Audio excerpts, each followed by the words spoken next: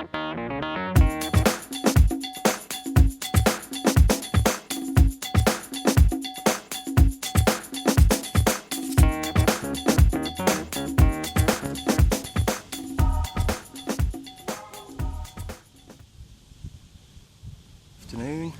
back at Hams Hall for the day. Been here probably about 2 hours now. I didn't get here till about 11.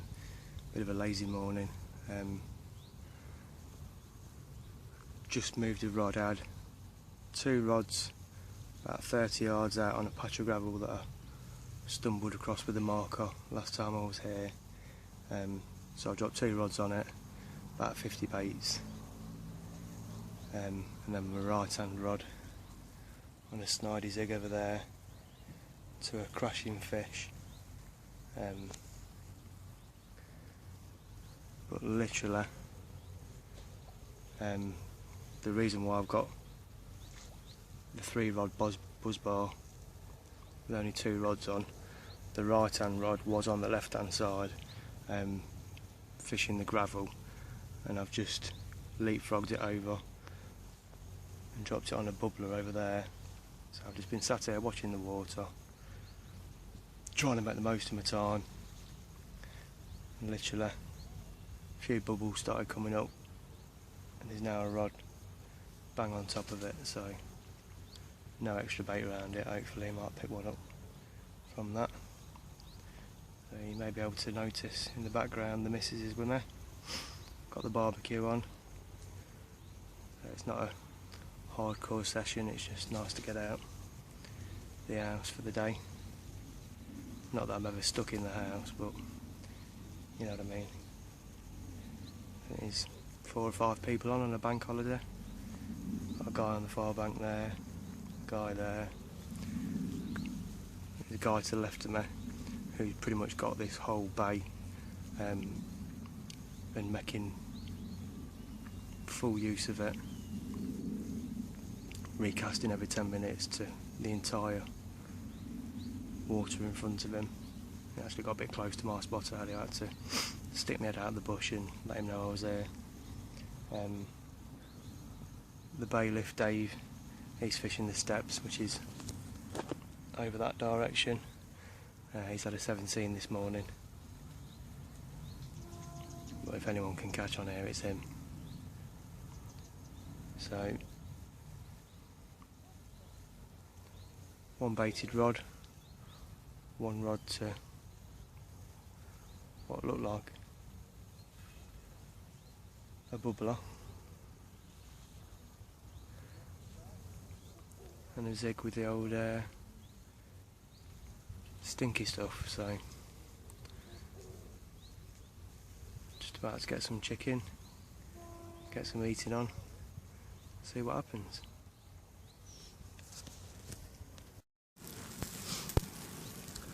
So this is my chicken, burnt to a cinder. I've actually poisoned myself on uncooked chicken before, so I won't be doing that again. And in the panic this morning after waking up late, I've got no cooking utensils, so I'm improvising, courtesy of Ray Mears, with a couple of sticks. So still nothing going on.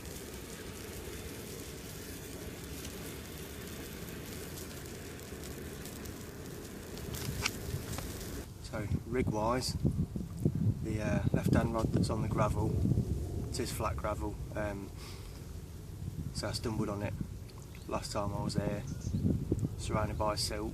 There's no change in depth at all, so courtesy of Lead Shed, some nice gravel coated pear leads, 2.5 ounce, and that is on a stiff hinge pop up with a contrast white pop up. It's literally twice the hook off the bottom, so quite tight. That's surrounded by bait. The middle rod is on the double bottom bait. It's got it silt. Again, courtesy of Leadshed. Some dark silty coated square pairs.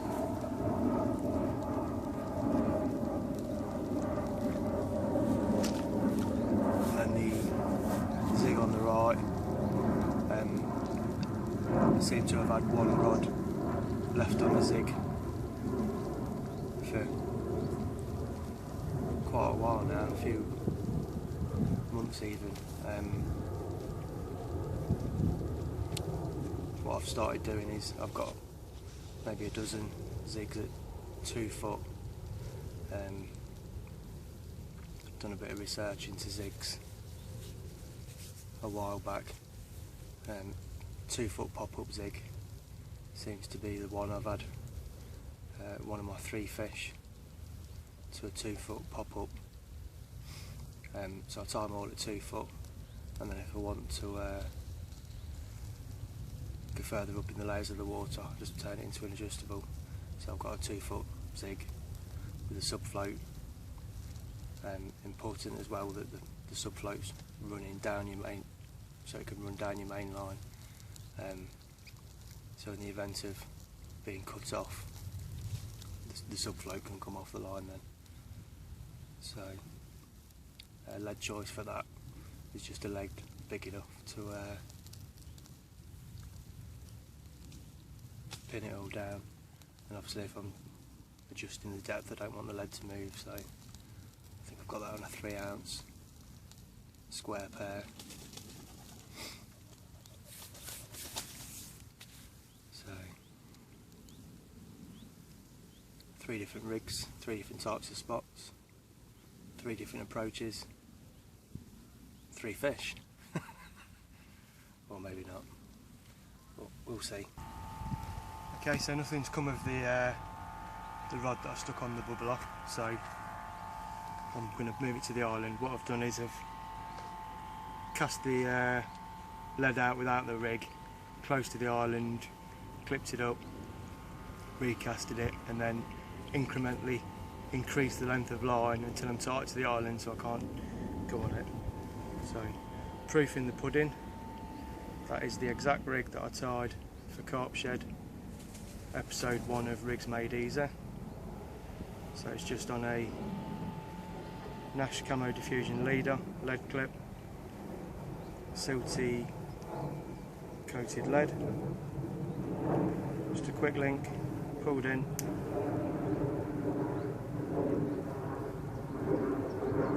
A bit of silicone tubing just to hold it straight.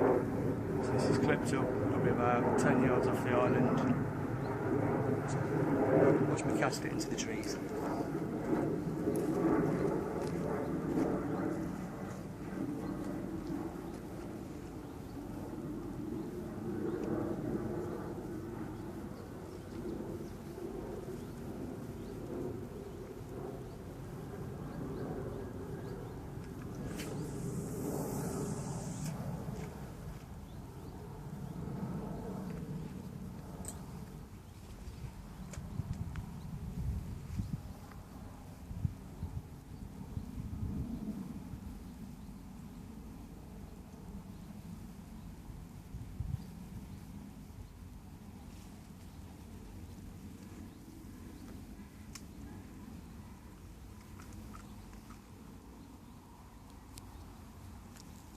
Sunk the line, just put another back lead now. It has got a flying back lead on as well. Like I was saying with the Adrenaline, it's not the best sinking line.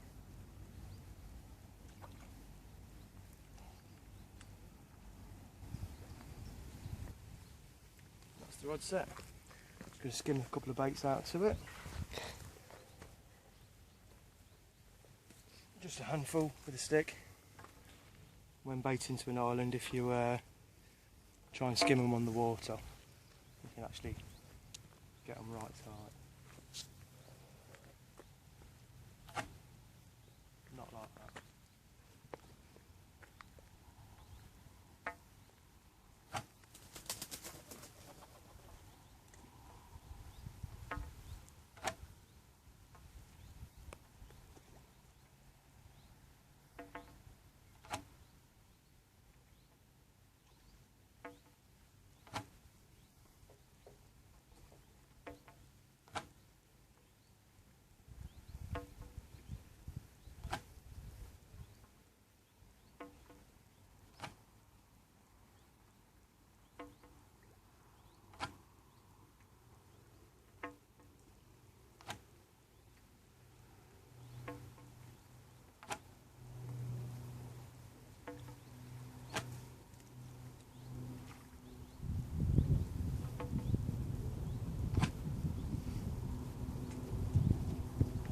Okay, so that's a few boilies around the rig. I'm happy where it is. Float it down. So, see what happens. It's nearly 5 o'clock. I'm here for another hour. I've just moved the zig down the bank quite a way, only to see a fish cruising right next to where the zig was. So I've put the zig back in the hope that the fish is doing some kind of patrolling. It's going to pass back over it. I've also had a bleep on my right hand rod, which is out to the island. It's cooling down a bit now. The mozzies are coming out in force. So I think the next hour is probably the best chance of getting a bite from today. So I'll have a slow pack up, leave the rods out till last, and hope for the best, I think. Okay, so I've probably only got about 15 minutes left. Fish is just topped, probably about 20 yards beyond the gravel spot that I'm fishing. So this is the rig that's going out. Stiff hinge bottom bait snowman on a lead clip with a gravel coloured lead, although I think it's going to land on silt. So we'll wang this out just while I'm wrapping up the last couple of bits and hope for the best.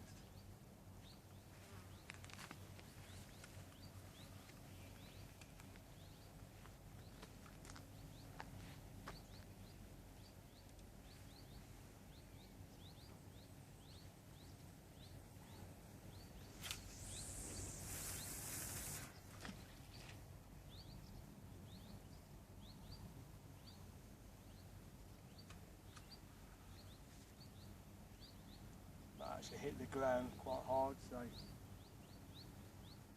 if it was silt, it's only a thin layer of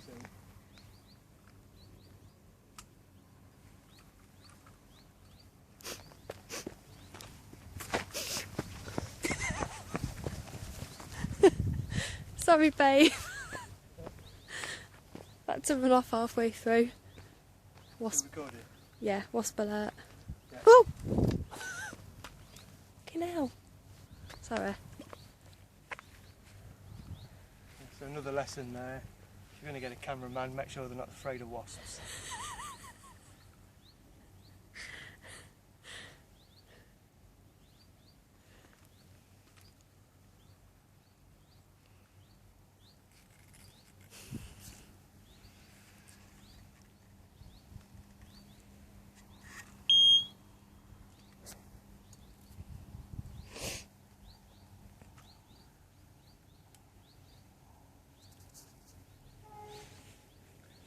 Okay, give that a go 15 minutes. If not, see you next time.